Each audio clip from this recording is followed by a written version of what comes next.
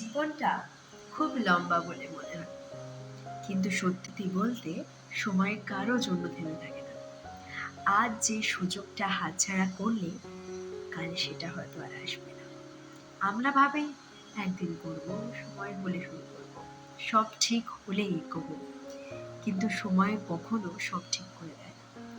সাহসটাই সব ঠিক করে দেয়।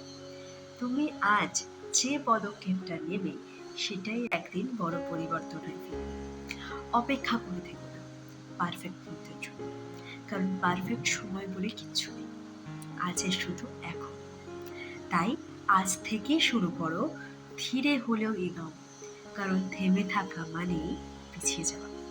মনে রাখবে, সময় চলিয়া যায় নদীর স্রোতের প্রায়, কিন্তু সাহস নিয়ে শুরু করা মানুষ ইতিহাস লিখে যায়।